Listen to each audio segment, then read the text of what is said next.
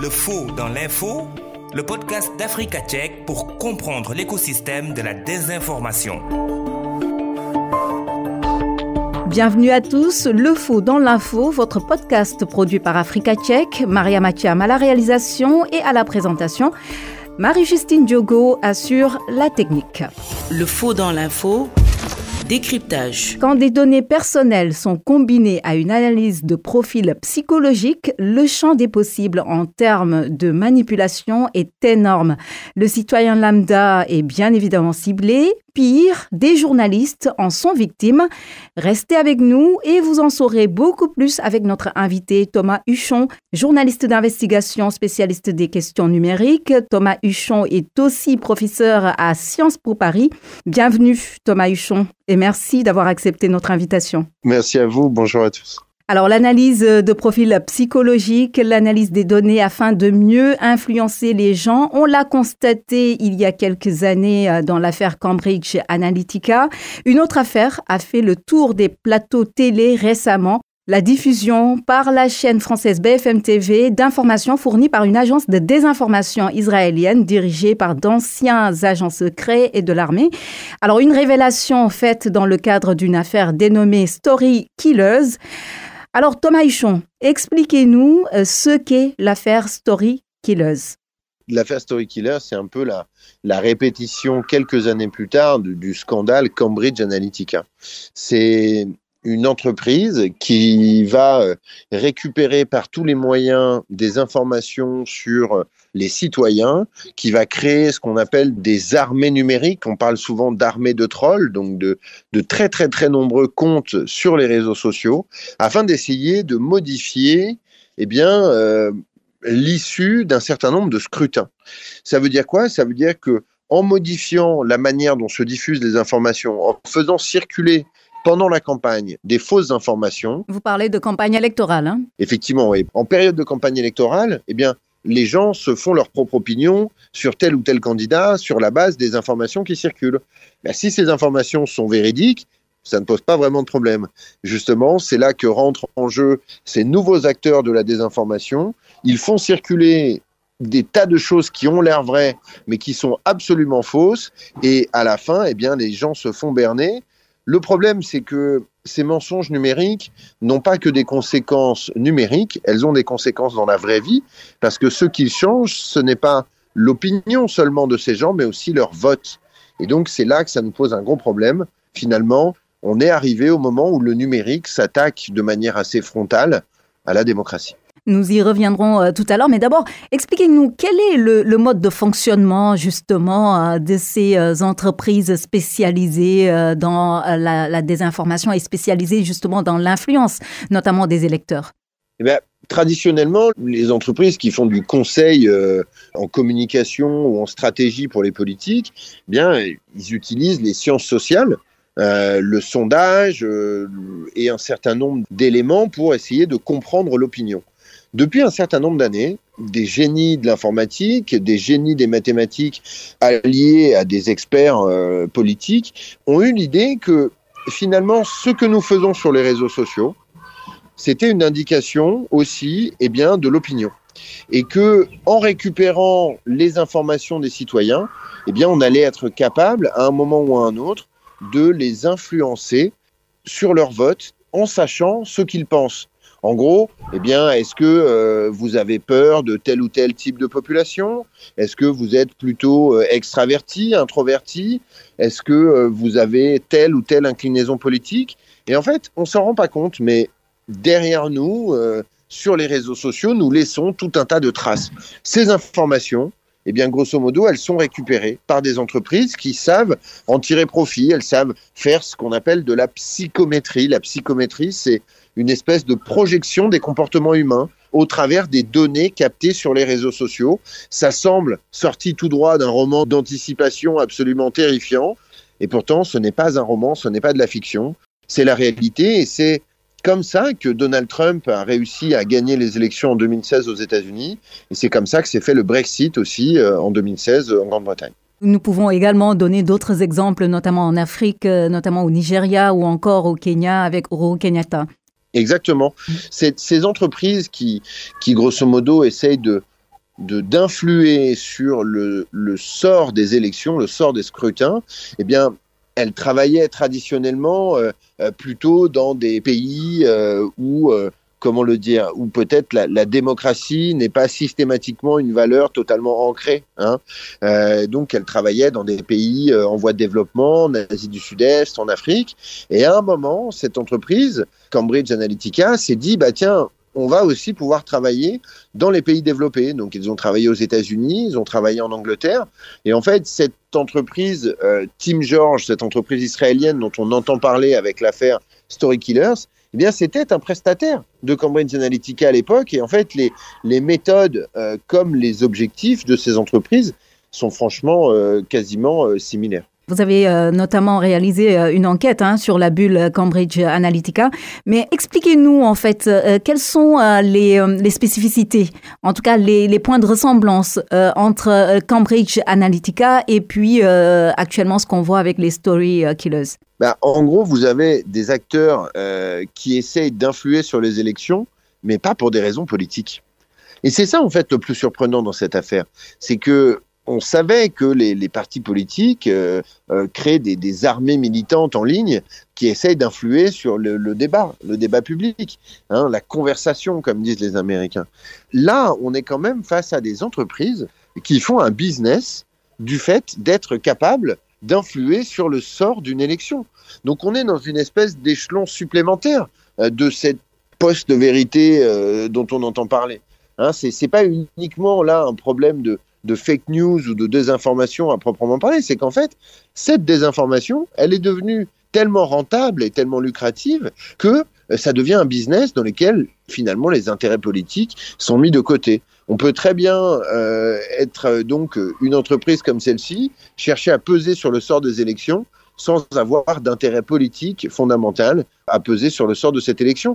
C'est quand même un bouleversement assez dingue pour les sociétés démocratiques et pour les observateurs.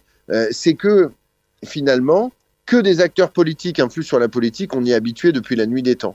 Là, on a une autre forme d'influence qui est beaucoup plus nuisible parce qu'elle est aussi beaucoup plus pernicieuse, elle est numérique, et donc on ne voit pas tout ce qui se passe.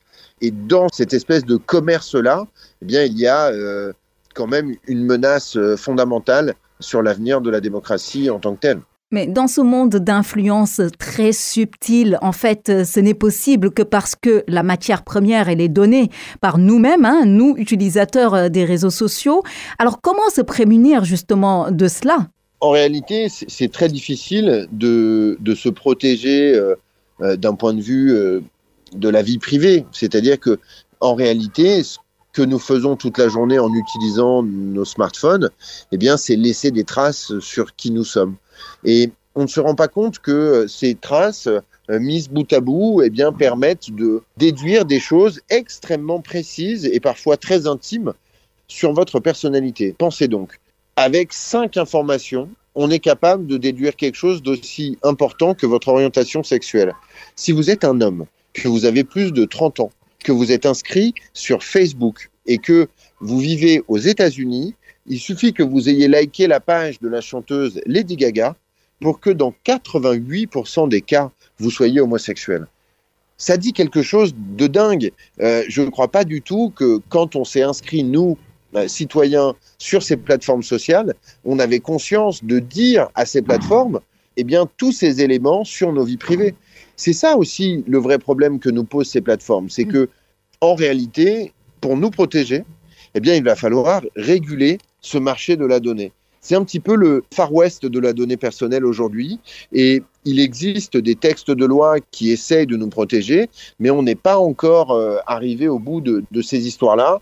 Internet est un univers qui évolue en même temps que nous, parfois même plus vite, et sur lesquels on a un train de retard. On a un train de retard sur la lutte contre la désinformation, vous l'avez dit. On a aussi un train de retard sur la protection de nos vies privées.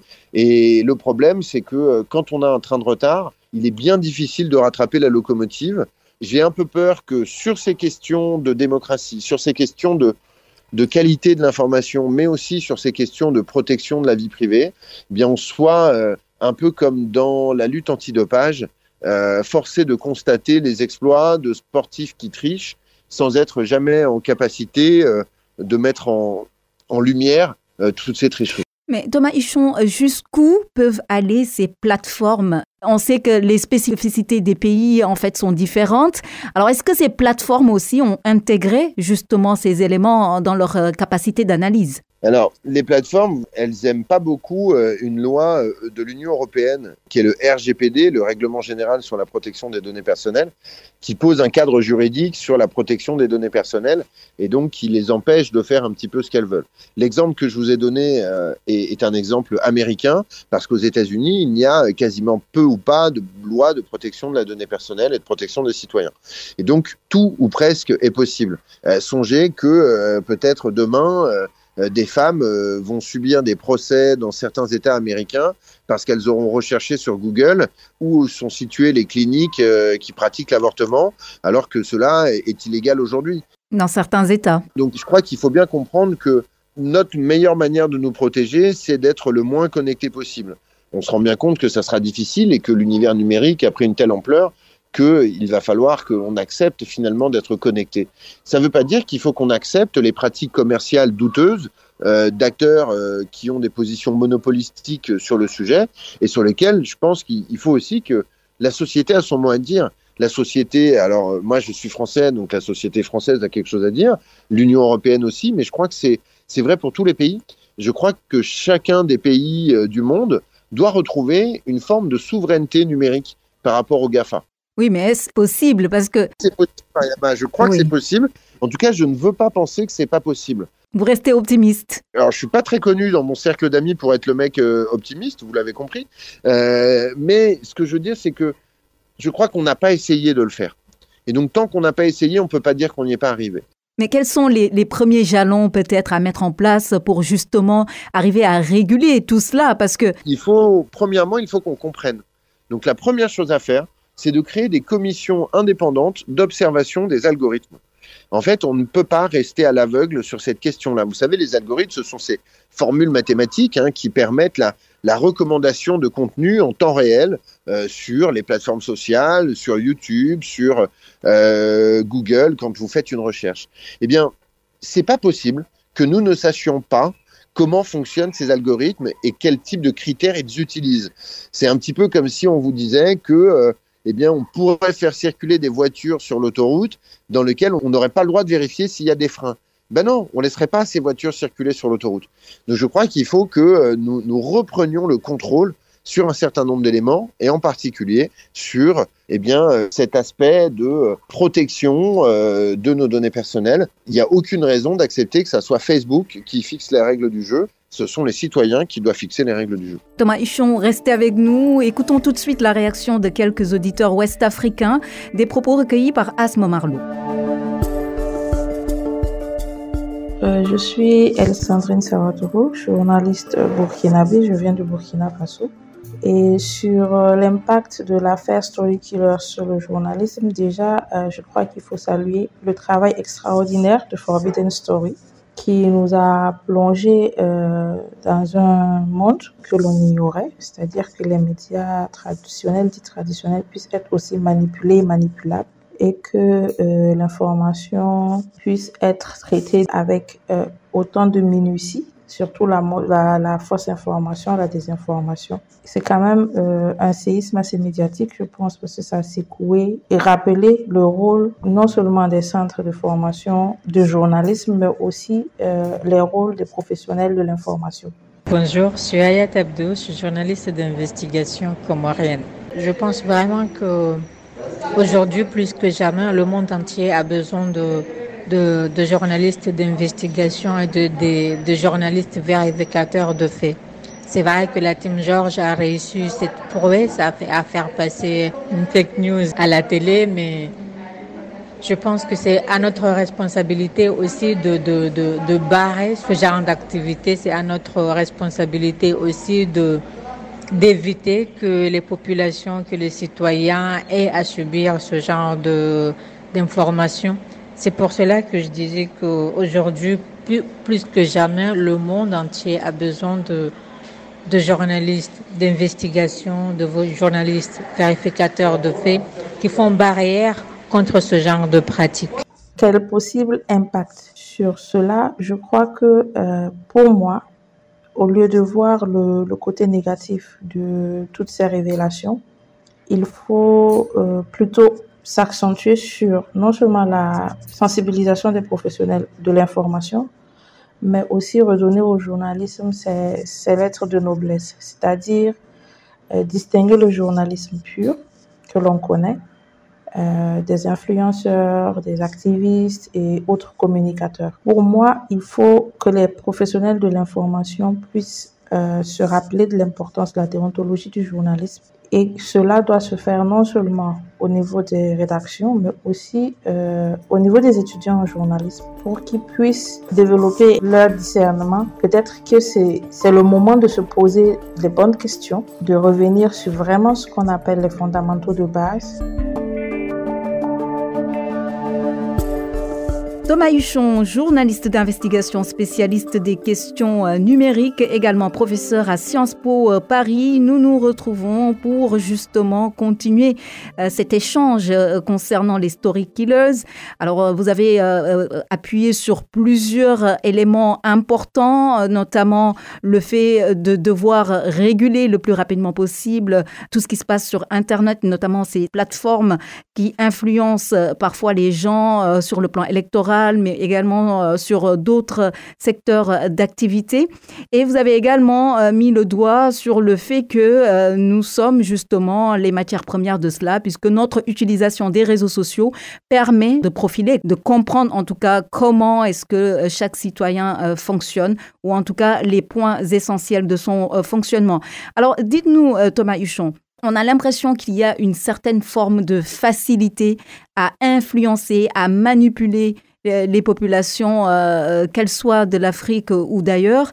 Comment expliquer justement cette facilité, entre guillemets, à influencer des gens? Est-ce que cela ne fait pas ressortir notre incapacité ou en tout cas notre difficulté à avoir un esprit critique? L'esprit critique, vous savez, c'est cette fameuse formule de Descartes, c'est que l'esprit est la chose la mieux pourvue chez l'homme, puisque quoi qu'il en soit pourvu, il a toujours l'impression d'en avoir assez, vu que c'est avec cela qu'il juge. Le problème auquel on est confronté, c'est que dans l'espace numérique, on ne va pas chercher à vous amener de la contradiction. On va plutôt vous amener des choses qui vont dans le sens de ce que vous croyez déjà. Et donc, cette espèce de mécanique un peu permanente où on se radicalise toujours un peu plus dans ce que l'on croyait déjà un petit peu auparavant, eh bien, ça a des conséquences sur notre manière de percevoir l'actualité, de percevoir le monde qui nous entoure. C'est pourquoi je parlais justement d'esprit critique, parce qu'en fait, quand on a des convictions et qu'on ne prenne pas le temps d'avoir du recul et de remettre en cause nos propres convictions, bah justement, en fait, on ne va pas chercher l'information ailleurs pour comparer. Vous avez totalement raison. Et en fait, le problème, c'est qu'on est tous un petit peu à la même enseigne. Qu'est-ce que ça veut dire? Ça veut dire que, quelles que soient nos convictions, eh bien, en réalité, on ne se rend pas compte qu'on peut être amené à se radicaliser un petit peu par rapport à nous-mêmes. Et comme sur ces réseaux existe un autre phénomène qui qu'on appelle les bulles de filtre, ça veut dire que quelque part, on est de moins en moins exposé à de la contradiction. Donc, non seulement on se radicalise un petit peu par rapport à ce qu'on croyait déjà, mais en plus, on est de moins en moins exposé à ce qui nous est différent. Et donc tout ça, ça crée quand même les conditions d'un monde dans lequel on va non plus vivre ensemble, mais côte à côte. Et à force de vivre côte à côte, à un moment, pourrait se mettre en place une espèce de forme de logique de l'affrontement. Là où il y a un temps d'avance de la part des plateformes numériques et de ces acteurs de la désinformation, c'est qu'en réalité, il existe une science de la psychologie cognitive, donc de la manière dont on peut influencer les cerveaux humains, qui est assez développée et qui est assez méconnue. Donc ceux qui maîtrisent cela ont un temps d'avance assez important et presque décisif par rapport à ceux qui ne le maîtrisent pas. Et du coup, c'est aussi ça qui se passe en ce moment. C'est une espèce de double temps d'avance entre ceux qui ont compris la technique, c'est-à-dire comment fonctionnent les algorithmes, les machines et tout ça, et puis ceux qui ont compris la psychologie cognitive. Si vous trouvez quelqu'un qui a compris ces deux choses en même temps, là, elle commence à bénéficier d'un temps d'avance tellement important par rapport aux autres que ça devient presque impossible à rattraper. Que faudrait-il pour un citoyen lambda qui ne s'y connaît pas forcément en psychologie cognitive et qui ne s'y connaît pas forcément en numérique? Qu'est-ce qu'il faudrait lui conseiller? Est-ce qu'il faudrait qu'il éteigne l'Internet et qu'il retourne aux livres, voilà, comme on avait l'habitude d'avoir avant? Mariama, vous avez trouvé exactement le bon conseil. Moi, je vais vous conseiller un livre. Je vais vous conseiller un livre remarquable qui, moi, m'a beaucoup aidé justement dans cette jungle numérique. C'est un livre d'un psychologue, chercheur en neurosciences, qui s'appelle Albert Moukaïber. Ce livre s'appelle « Votre cerveau vous joue des tours ». Et autour d'exemples très concrets, très précis, eh bien, Albert Moukaïber nous amène à nous interroger sur le problème qui est bien plus notre cerveau que celui des autres. Et donc, à reprendre un peu le contrôle aussi sur nos propres impressions, opinions et visions du monde. Bien entendu, on pourrait aussi citer les excellents travaux de Gérald Bronner sur les questions cognitives. Et on peut aussi citer le travail de ce chercheur suisse qui s'appelle Sébastien Dieguez et qui a lui aussi beaucoup travaillé sur ces sujets. Je crois que le plus important, ça va être de refaire du temps. Vous savez, on disait à un moment qu'il fallait tourner cette fois sa langue dans sa bouche avant de parler. Eh bien, dans l'univers numérique, il faudrait peut-être qu'on prenne l'engagement de tourner cette fois son pouce au-dessus du smartphone avant de swiper pour le moderniser un petit peu. Franchement, c'est super intéressant tout ce que vous nous dites jusqu'à présent. Malheureusement, on n'a pas suffisamment de temps pour pouvoir continuer cet échange. Donc, peut-être je vais vous poser juste une dernière question concernant la démocratie, puisque tout à l'heure, vous faisiez allusion à cela en disant que la démocratie était menacée, non-démocratie comme on les connaît était menacée. Alors, jusqu'où va le mal ? Il y a un double problème qui nous est posé. Il y a, en gros, nos institutions qui ont de plus en plus de mal à résister aux assauts du numérique. Il y a un autre phénomène, c'est que finalement, dans l'univers numérique, il y a une espèce de prime mécanique à ce qui est le plus choquant, le plus clivant, qui incite à la colère ou à l'émotion. Et en fait, moi, j'ai peur que nos démocraties ne soient pas capables de survivre à l'existence d'un monde dans lequel nous ne serions guidés que par nos émotions, nos colères, et plus jamais par nos réflexions. Et en fait, c'est dans cette espèce de double problématique qu'il y a quelque chose de terrifiant, mais aussi d'engageant pour essayer de trouver des solutions à l'avenir. Mais moi, je crois à la grandeur des êtres humains et à leur capacité à résoudre les problèmes auxquels ils sont confrontés. Et donc, malgré tout, je resterai optimiste sur ces sujets. Merci beaucoup à vous, Thomas Huchon, journaliste d'investigation, spécialiste des questions numériques. Merci à vous pour cet échange. C'est la fin de votre podcast mensuel, Le Faux dans l'info, réalisé par Maria Mathiam et produit par Africa Check. Merci à Marie-Justine Diogo et au CESTI. Rendez-vous le mois prochain. D'ici là, doutez et vérifiez toute information pour rester éveillé et puis surtout pour éviter de tomber dans les filets de la désinformation. À bientôt.